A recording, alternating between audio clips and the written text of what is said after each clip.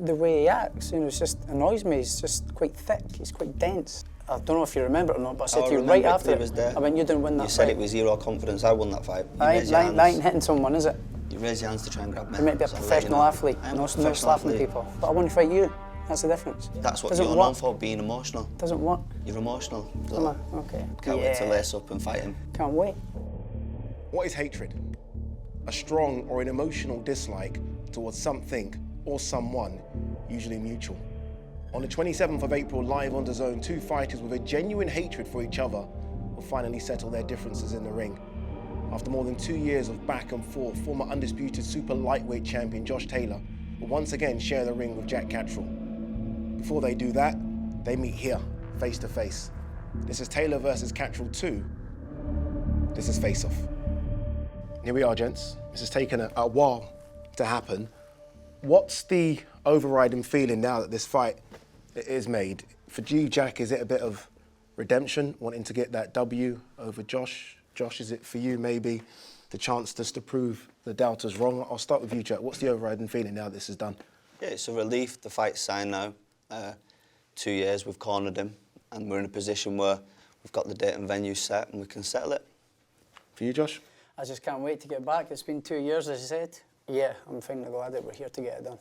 In your own words, why has it taken this long? By the time the fight rolls round, it's well over 2 years. Why has it taken so long? Yeah, I think firstly, we had the rematch set. He got injured. He vacated all the belts and then he went and boxed Lopez. I think Josh had ambitions to go and fight your Crawfords, your Spencers, and he's come back to realisation now and I'm his biggest fight right now. That was before the rematch. That was before the first fight. Yeah, you had all these ambitions. That was before the first fight, yeah.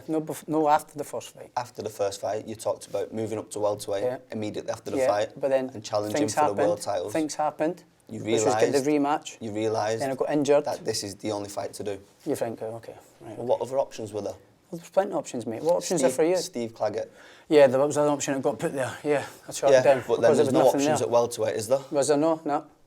You tell me, was there? What fights can you have at welterweight? There was plenty. Big fights. But I want to fight you. That's the difference. Yeah, well, I don't think you had a choice, but we're here now, so... Okay, doesn't matter. Does it matter? Does it matter?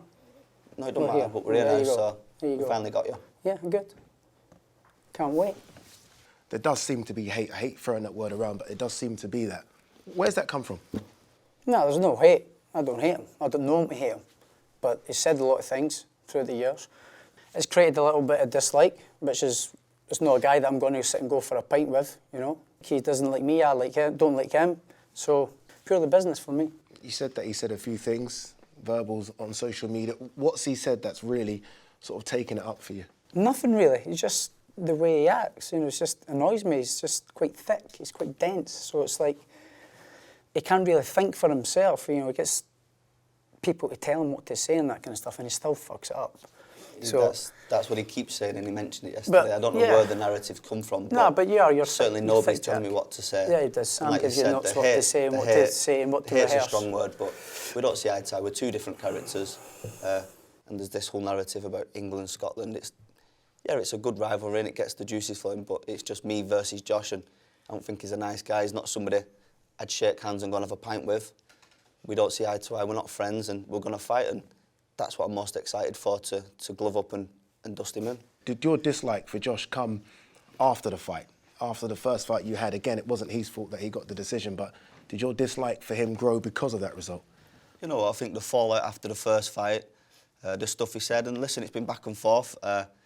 I've said things, he said things, and I think it's built this animosity, and ultimately we're here now. We don't like each other and we're going to fight. There was, again, talks of big fights in America. Terence Crawford's name was brought up. You going to 147 was brought up. Were those the real aspirations as opposed to maybe having a rematch with Jack? No, I wanted to get this one put to bed first.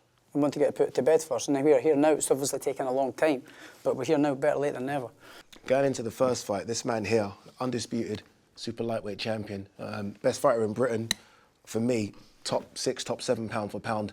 Where do you think Josh is now? We'll see.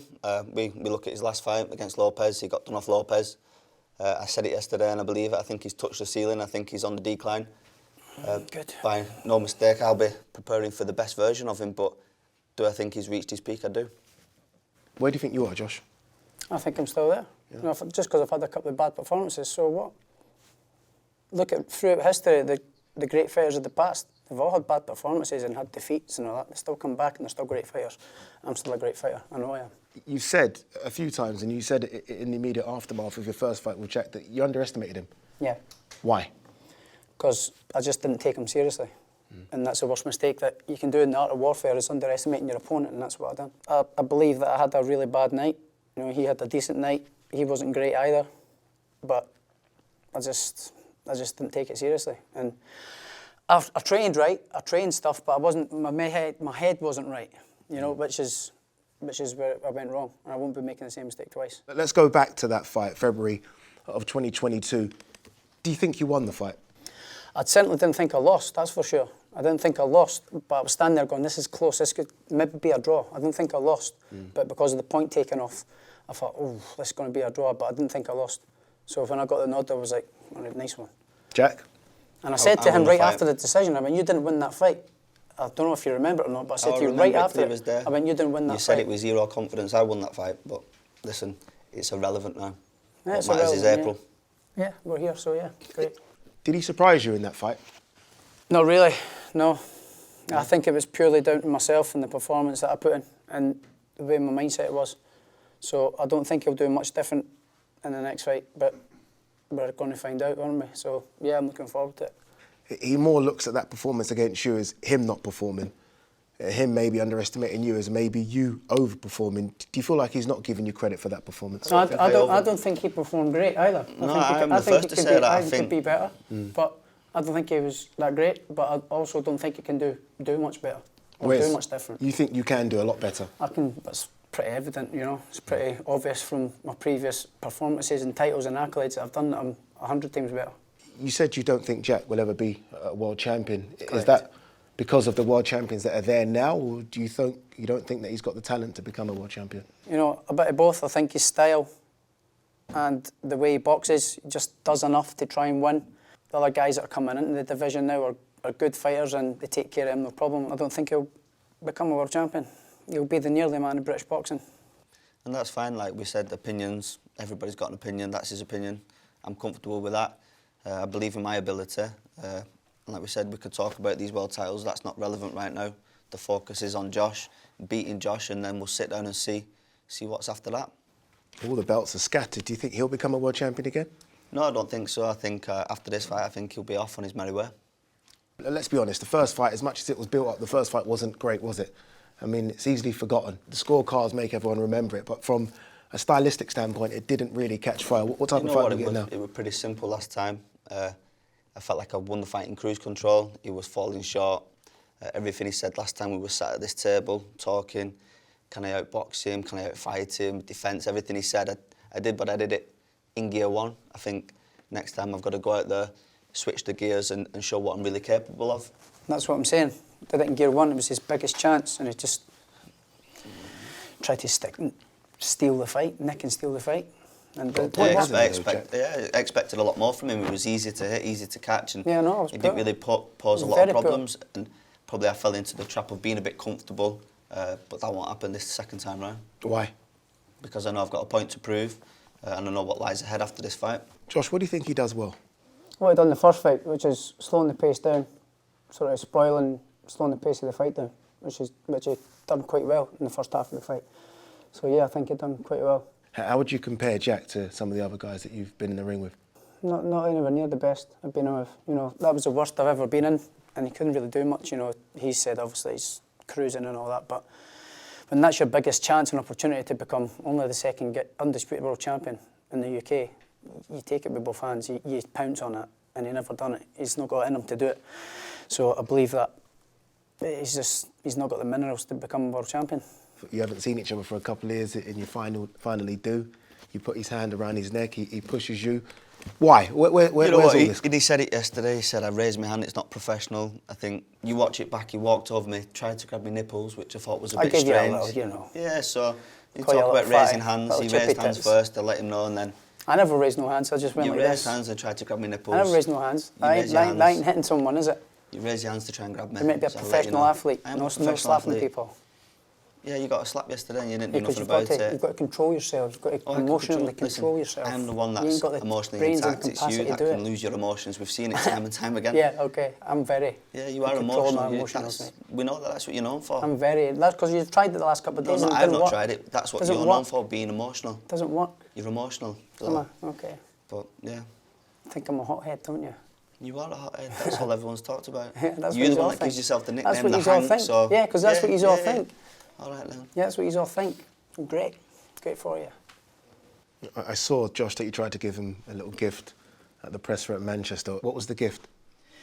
A little colouring and crayons, you know, because basically he can't think for himself and what to say and what to do in these situations. He's got Sam Jones there, standing there telling him what to say and shall I say this, shall I say that, you know, at press conferences and all that. He can't do it himself. He's not got his own patter. He's not got his own brain cogs and brain functions to come up with anything for it to be excitable. You know, he's boring. He's a bit of a plank. So that was it, really. Did you see it before you slapped it away? Yeah, of course I've seen it. I didn't find it funny. It was a good one as well, you know. Yeah, it was a bit nice pathetic, colouring 'cause book, you know. It was wherever one of this the more narrative's better come ones. from is I don't know where it's come from. It's a bit thick, really. It speaks more about him than me. It's embarrassing, but yeah, that's Yeah, Josh. it's embarrassing. He thought it would be funny. It wasn't that funny, You're just really. dumb. You're just dumb. It's quite funny. Does he irritate you, Jack? Yeah, I'm not that emotionally attached to him to let him irritate me. Yeah. I don't like him. Yeah. He's a bit of a prat. Can't wait to Yeah. lace up and fight him. Yeah, I know. I don't wind you up for nothing, do I? You just embarrass Yeah, yourself. Yeah, I know. Look Just at you. embarrass him. I know. And I think he thinks he gets under my skin, but he obviously doesn't know me, or his team don't know me enough to know that he can't get under my skin. No? No, definitely not. He tried to bring me some crayons. I just thought, wow, it's a bit, turn up half an hour late, it's a bit embarrassing. Traffic, not mate. professional. That's what happens when you put... Yeah, you just prepare. That's what happens when you set put off press on time. conferences Yeah. at 5:30 rush hour. I set off with plenty of time, 9:30 in the morning to a Yeah, press you just conference plan at ahead. 5:30. You know? Just plan ahead. I left about Got to 7 Edinburgh hours on time. before. 7 hours before, Jack. Yeah. Yeah, takes Just time. set off a little bit early Yeah. next time. Yeah, no worries, pal. What did you mean when you said Josh can't look straight? You know what, these last 2 days, he doesn't look great, and I've said it before, I think you're not the fresh-faced fighter you once was, you look a bit rough. I think when we Drug got to user and Edinburgh Monday... alcoholic and all that, yeah. Yeah, all that stuff, Yeah, We yeah. looked at him Monday, he looked a bit glazy-eyed, he looked rough, had the same clothes on for the last 2 days, and Did I? he doesn't Yeah. look well. Are you blind as well? No, you had the same clothes on for Did the last I? couple of days. And Did I? Different you t-shirt, don't look different fr- shirt, yeah, you different don't look jeans, fresh. different trainers, but still the same Yeah. clothes, yeah. All right. Why against each other like this? Is it just a case of competitiveness? Is there a bit more? I'm definitely competitive, I know he is. I want to beat him, he wants to beat me. As every fighter This rival's does, been doesn't it? created, and the stuff online and the smaller stuff, and it's come to this, and I think it's helped for boxing and for the sport, and I just can't wait to fill him in. There's been so many big domestic dust-ups over the years, right? You guys would have seen Froch Groves, would have go back a few more years and seen Ben Eubank. It's your time now. How important is it for a domestic dust-up like this to be remembered? This is great. This is part of what you're in boxing for these rivalries and these big fights to be a part of, and I'm enjoying it all. You know, I had it with Progray and all that, so yeah, it's great, it's enjoyable, it's part of the job, and I'm having fun with it. And for yourself, Jack? Yeah, it's healthy, it's good for British boxing. Not too often over the years you get the odd fighters that get the dance partner that me and Josh have got. You've seen it here, Bellew, Quigg, Frampton, and we've got that, so it's exciting. All right, Jack, I'm going to ask you first. How do you beat Josh? Yeah, I think I prepare for a better version of Josh, but I think he's shot to bits, his legs have gone, I think he walks into punches. I don't think he's got the attacks and the footwork to get around the ring. He just walks into everything, gets bashed up, marked up, and I think it's over before the 12th round. You ain't never done it to anyone, so you ain't going to do it to me. If you can't do it when I'm at my weakest and my worst, then unfortunately you ain't going to do it this time. It'll happen this time. And then if you see it this time, you come to actually Yeah. engage instead of steal and nick. Yeah, it's all wrong for you this time. You're- You finished this time. Offence game. We'll see. Okay. I don't think your body holds up to it. Just riddled with injuries, stop drinking, and I might have a few pints before the fight, mate, listen me up a little bit. no excuses this time, Relax. though, Yeah, there's no excuses. If you don't think or know that wasn't me in the first fight, then you're more stupid than I already thought. Sam, just no excuses. Yeah, there was no excuses anyway. Do you think it goes 12, Josh? I don't think so. It's got potential, you know, because he is good at moving around and slowing the pace down and stuff, but the way he's talking and whether he actually does come and do it or not, then it won't last 12 rounds now. I'm going to ask, I don't expect it to happen, but I always ask for a handshake. I'll go for a handshake if he wants, but if he wants to be a little prat, then there you go. I think right now you're the enemy. Fair enough, fair enough. Same. No handshake, but I guess you guys will throw hands on the 27th of April, live on DAZN. It is Josh Taylor versus Jack Catterall 2. Make sure you guys tune in to watch. Cheers, gents.